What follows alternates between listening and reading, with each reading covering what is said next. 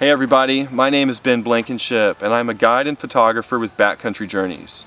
I'm here in Costa Rica on the Osa Peninsula, which is one of the most biologically intense places on Earth in terms of biodiversity, which is why it is one of the prime locations for our Costa Rica photography tour. One of the amazing creatures that you'll get to see and photograph here is this red-eyed tree frog. He's one of the unofficial mascots of Costa Rica for its striking colors and is well known for his blood-red eyes, which make for stunning photographs. So I'm going to take you through my camera setup and how my approach works when photographing small animals like this. So first off, here's my macro setup. I'm set up with my Canon 5D Mark III.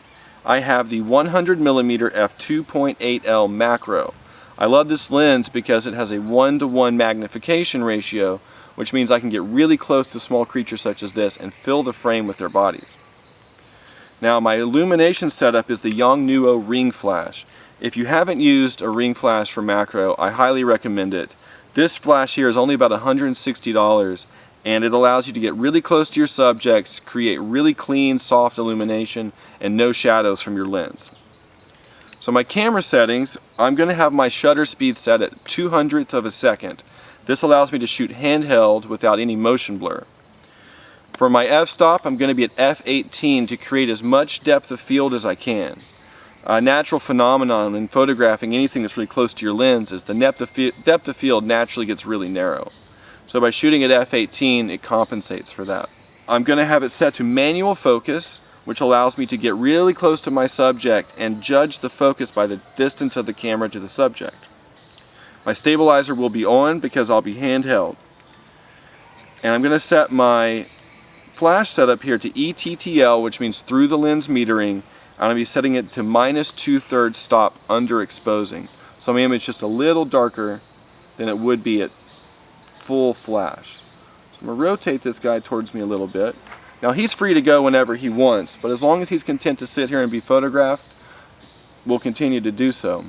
You also notice we're photographing him in the daytime. This is really important because at nighttime these guys' eyes are really vulnerable to flash, and using a flash can blind them and make them vulnerable to predation. But here in the daytime, his pupils are not dilated and allows him to be photographed with flash without any detrimental effects. So what I'm going to do here is in manual focus, is turn my focus ring all the way to the right to be focusing all the way in. If you're on Nikon, that's all the way to the left. I'm just going to move in close to my subject until he's in focus and take the shot. So I can see here that I have everything in focus. His eyes are brightly illuminated and very sharp. The ring flash will create a small reflection on the eye, but that's easily removed in post-production. But that's basically my approach to photographing small creatures such as this. It works for insects, frogs, snakes, anything that you're going to get really close to. It's just the main thing is to remember to have a very narrow aperture so that you have the depth of field you need to see the whole animal. That's it, and I encourage you to watch more how-to videos from Backcountry Journeys and join us in Costa Rica.